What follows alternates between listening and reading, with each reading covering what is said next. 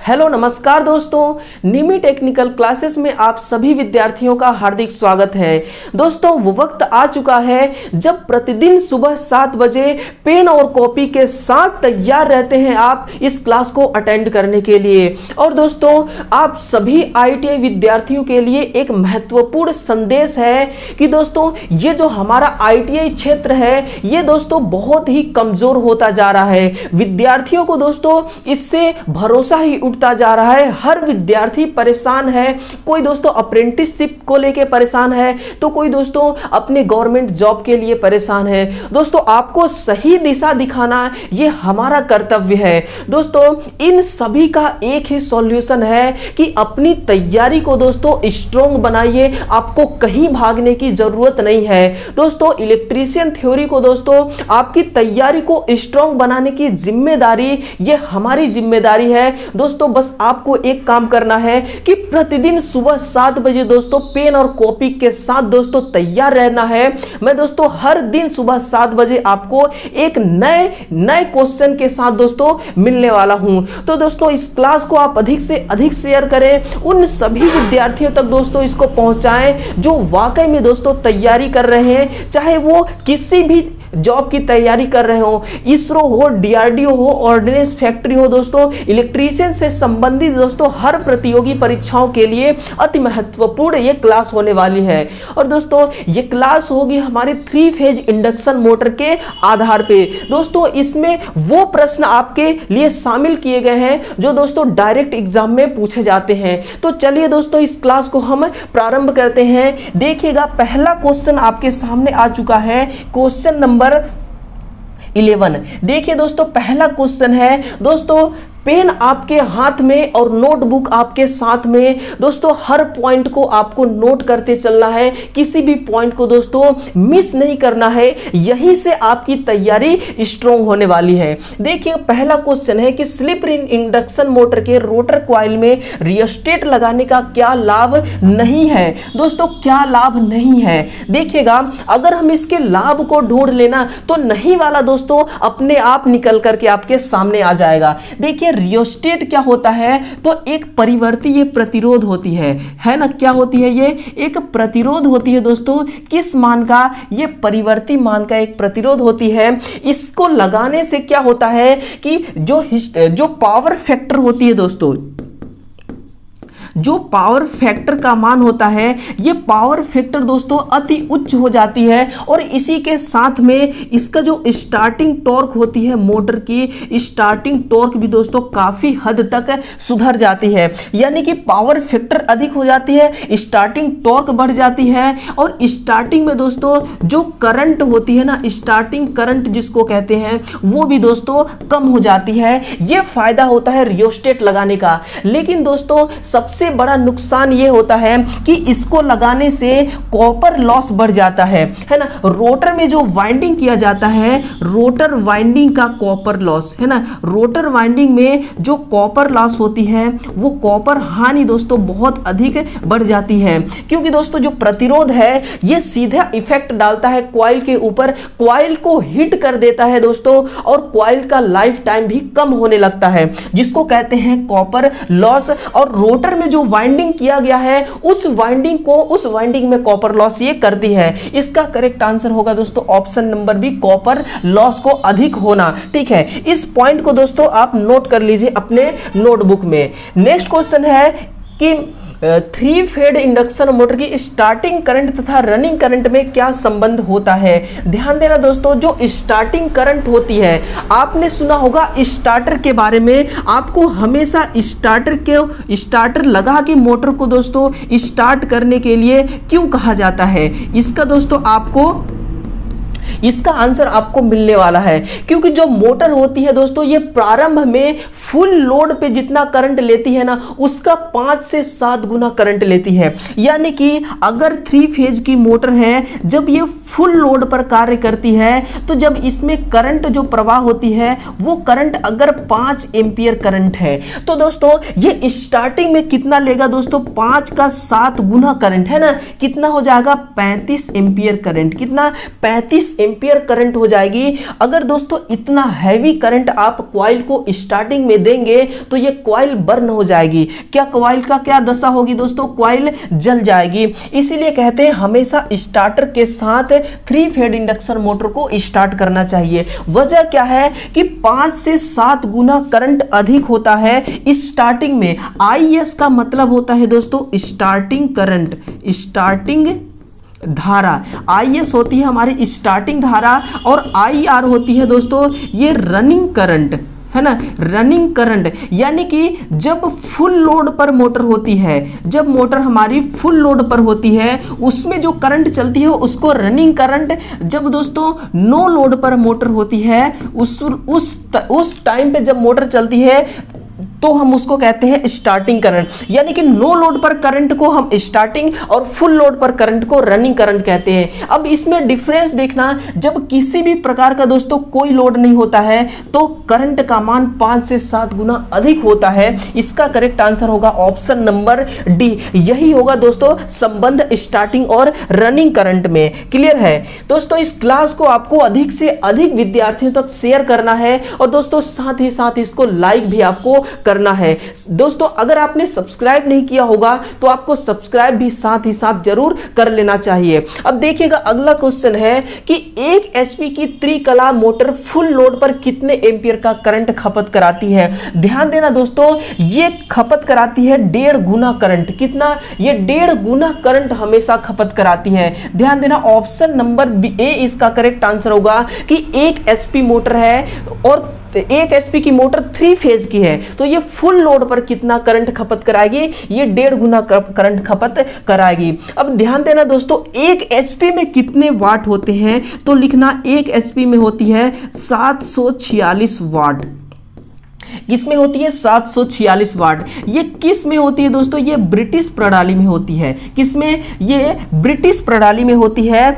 अगर आपको मीट्रिक में कहा जाए दोस्तों, मीट्रिक में अगर आपको 1 HP बराबर कहा जाए तो 735.5 वाट होती है। ये होती है मीट्रिक में।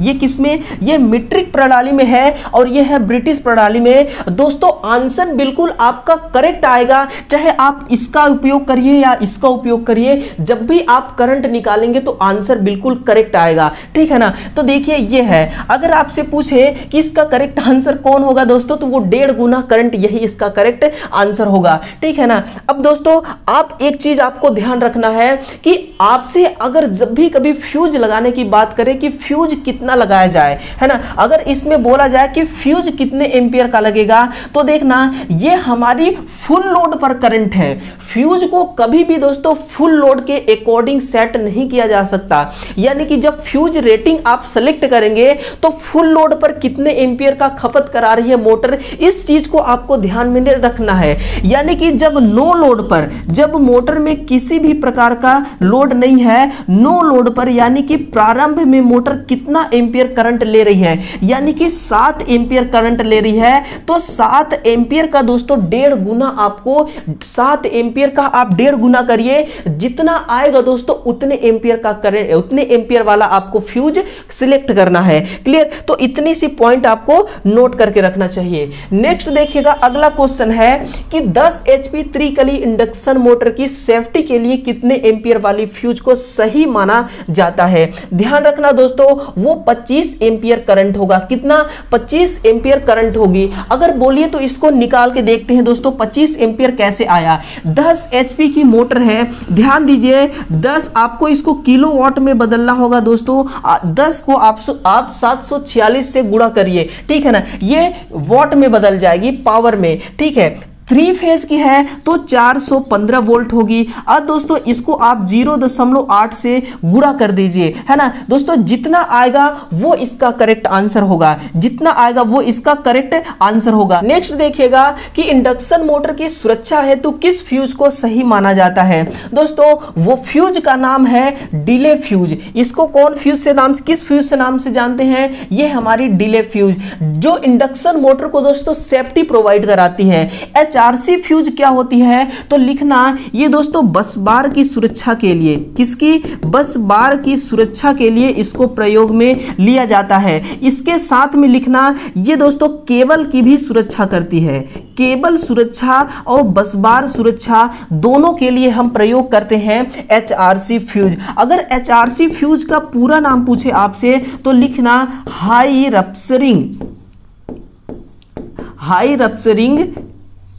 कैपेसिटी, हाई रप्चरिंग कैपेसिटी, यानी कि दोस्तों हिंदी में इसको कहते हैं उच्च विदारण क्षमता, उच्च विदारण क्षमता वाली ये फ्यूज होती है। और कार्टिज फ्यूज दोस्तों ये 6.6 किलो वोल्ट तक की लाइन में कार्टिज फ्यूज का इस्तेमाल किया जाता है। महो रिले के बारे में अगर पूछे तो आप लिखना ये लॉन्ग ट्रांसमिशन लाइन में, कहां पे, लॉन्ग पारेषण लाइन में इसका प्रयोग सबसे दोस्तों अधिक किया जाता है, ये होती है हमारी महो रिले। इसके साथ में देखिएगा रिएक्टेंस रिले, तो ये शॉर्ट ट्रांसमिशन लाइन में, कहां पे, ये शॉर्ट पारेषण लाइन में है ना, पारेषण लाइन। इन स्थानों पे दोस्तों अलग अलग प्रकार के फ्यूज का इस्तेमाल करके हम सेफ्टी प्रदान करते हैं। क्लियर। नेक्स्ट क्वेश्चन देखिएगा, अगला क्वेश्चन है 10 HP की सिंगल फेड मोटर 230 वोल्ट पर सुरक्षा हेतु तो कितने एम्पियर रेटिंग वाला फ्यूज होना चाहिए। दोस्तों इसको हम निकालते हैं, इसका करेक्ट आंसर होगा ऑप्शन नंबर बी 46.5 एम्पियर। अब देखना दोस्तों 1 HP में होती है 746 वाट, यानी कि पहले आपको दोस्तों वाट में कन्वर्ट करना होगा, क्योंकि करंट रेटिंग निकालना होगा। पहले करंट के लिए P बराबर V दोस्तों ये होती है V गुणे पावर फैक्टर, है ना, ये सूत्र आपको लगाना होगा। तो पहले आपको HP को पावर में कन्वर्ट करना होगा। पावर में कन्वर्ट करने के लिए क्या करेंगे आप, एक को यानी कि 10 HP है, इसको 746 से भाग दे दीजिए, गुणा कर दीजिए, और वोल्टेज कितना है 230 वोल्ट। पावर फैक्टर दोस्तों आप 0.7 मानिए, और जब आप इसको कैलकुलेशन करेंगे तो आएगा दोस्तों 46.5 लगभग, कितना, 46.5 लगभग, यही इसका करेक्ट आंसर होगा दोस्तों। ये इसका बिल्कुल सटीक और सही आंसर है कि 46.5 एम्पियर। अब ध्यान देना दोस्तों, जैसे जैसे वोल्टेज रेटिंग को बढ़ाते हैं ना, ये जो दोस्तों फ्यूज रेटिंग, करंट रेटिंग है, ये डाउन होती जाती है, थोड़ी सी ये डाउन होती जाती है। इसका सही आंसर होगा ऑप्शन नंबर बी। अगला देखिएगा कि त्रिकलीय प्रेरण मोटर के स्टेटर कॉइल किस क्रम में संयोजित होती है। ये होती है दोस्तों समांतर क्रम में, है ना। किस क्रम में, ये पार्श्व क्रम में होती है। पार्श्व क्रम का मतलब होता है समांतर। ये समांतर क्रम में जोड़ने का क्या प्रयोजन है, तो देखना दोस्तों, हम चाहते हैं कि हर एक वाइंडिंग को जो वोल्टेज है ना, ये एक समान मिले।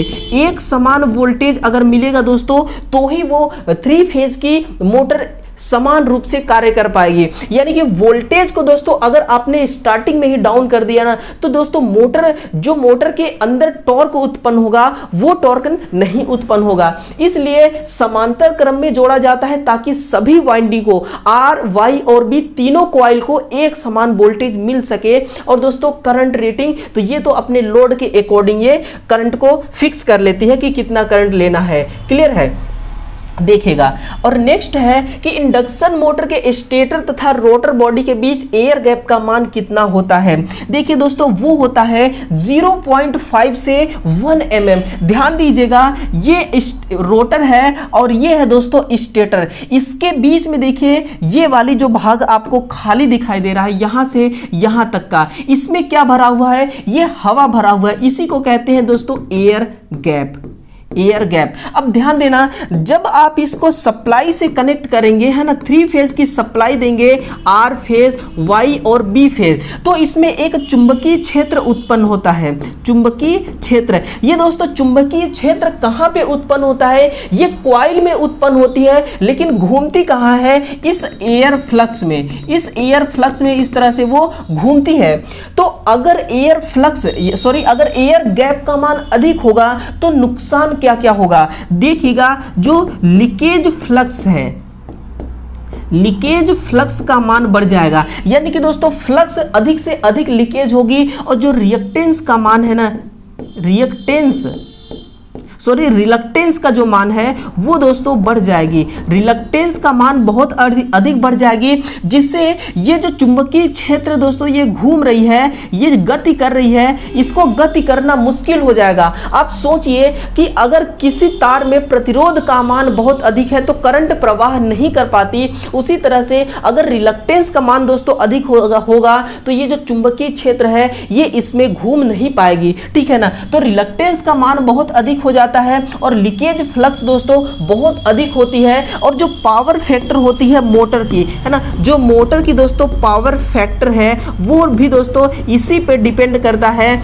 यानी कि पावर फैक्टर डाउन हो जाएगी। पावर फैक्टर घट जाना, लीकेज फ्लक्स अधिक होना, रिलक्टेंस का मान बढ़ जाना, ये सब किसकी वजह से हो रहा है? ये एयर गैप की वजह से। इसलिए स्टेटर और रोटर के बीच में बहुत ही कम एयर गैप को रखा जाता है। क्लियर? आंसर होगा इसका ऑप्शन नंबर बी।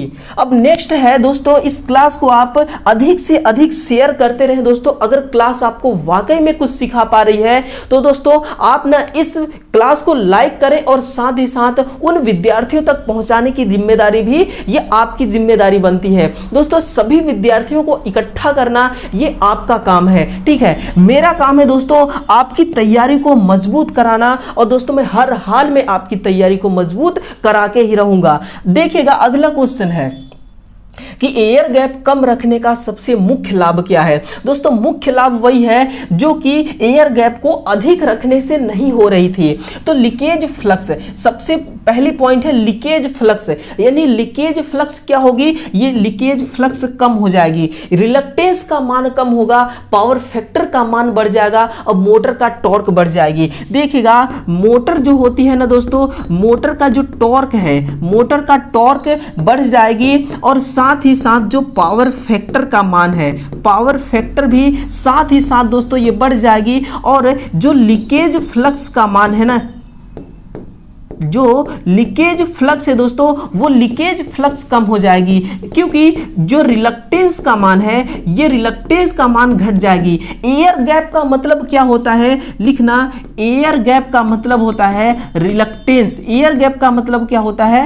रिलक्टेंस, है ना। और रिलक्टेंस क्या करती है? ये चुंबकीय क्षेत्र के मार्ग में बाधा उत्पन्न करती है। नोट कीजिएगा, ये चुंबकीय क्षेत्र के मार्ग में, चुंबकीय क्षेत्र के मार्ग में बाधा उत्पन्न करना, ये किसका काम होता है? ये भाई साहब ये काम करते हैं, ये रिलक्टेंस का काम होता है ना, ये रिलक्टेंस का ही काम है कि चुंबकीय क्षेत्र को दोस्तों रोकना। अगर आप सोच के देखिए कि ये जो हमारी चुंबकीय क्षेत्र है जो कि सिंक्रोनस स्पीड से घूम रही है, ns स्पीड से, अगर इसकी स्पीड डाउन हो गई ना दोस्तों तो मोटर दोस्तों वो एफिशिएंसी से काम नहीं कर पाएगी जिस एफिशिएंसी के लिए वो बनाया गया है। यानी कि जो इसकी क्षमता है ना दोस्तों, जो दक्षता है, जिसको आप क्या कहते हैं? दक्षता, वो दक्षता भी काफी हद तक डाउन हो जाएगी। तो देखिए कितने सारे नुकसान हैं, कितने सारे नुकसान हैं। यानी कि रिलक्टेंस दोस्तों बढ़ जाएगा, चुंबकीय क्षेत्र के मार्ग में बाधा उत्पन्न होने लगेगी, है ना। अगर लीकेज, अगर ये जो हमारी एयर गैप का मान है वो अधिक हो जाएगी, तो अगर नहीं है दोस्तों तो बहुत सारे लाभ है। लीकेज फ्लक्स का मान दोस्तों ये घट जाएगा, रिलक्टेंस घट जाएगी, चुंबकीय क्षेत्र दोस्तों अपने एयर गैप में सिंक्रोनस स्पीड से ट्रेवल कर सकेगी। ये सारे के सारे लाभ हैं, इसलिए एयर गैप को कम से कम रखा जाता है। क्लियर? नेक्स्ट क्वेश्चन देखिएगा, अगला है कि स्टार्टर में थर्मल प्रकार के ओवरलोड रिले मोटर की किस प्रकार सुरक्षा करते हैं। दोस्तों आपको एक चीज ध्यान रखना है कि मोटर जब भी ओवरलोड होती है, मोटर जब ओवरलोड होती है तो ओवरलोड होने के दरमियान क्या होता है? जो आर्मेचर वाइंडिंग है, नोट कीजिएगा दोस्तों, जो आर्मेचर की कॉइल है, इस कॉइल में बहुत अधिक अमाउंट में करंट का प्रवाह होने लगता है। क्या होता है? करंट प्रवाह होने लगता है, यानी कि जो करंट का प्रवाह है बहुत अधिक हो जाएगी। और जब शॉर्ट सर्किट होता है, नोट करते चलना कि जब परिपथ हमारी शॉर्ट सर्किट होती है, इस वक्त भी दोस्तों जो प्रतिरोध का मान है ना, प्रतिरोध दोस्तों क्या हो जाती है? जीरो हो जाती है। और इसके जीरो होते ही जो हमारी करंट का मान है ये अति उच्च हो जाती है। क्या? ये अति उच्च हो जाती है। अब ध्यान देना दोस्तों, जब सर्किट शॉर्ट हो रही है उस समय समय भी करंट उच्च हो रही है, जब लोड ओवर हो रही है उस समय भी करंट का प्रवाह उच्च हो रही है, यानी कि दोनों कंडीशन में करंट बहुत अधिक प्रवाहित होती है। इसलिए दोस्तों ये जो हमारी थर्मल प्रकार की ओवरलोड ड्रिल है ये ओवर करंट से सुरक्षा प्रदान करेगी। ठीक है, अब रिसाव करंट, इससे क्या होगा दोस्तों, ये किस रिसाव करंट को कौन बचाएगा, ELCB, अर्थ लीकेज सर्किट ब्रेकर, अर्थ लीकेज सर्किट ब्रेकर,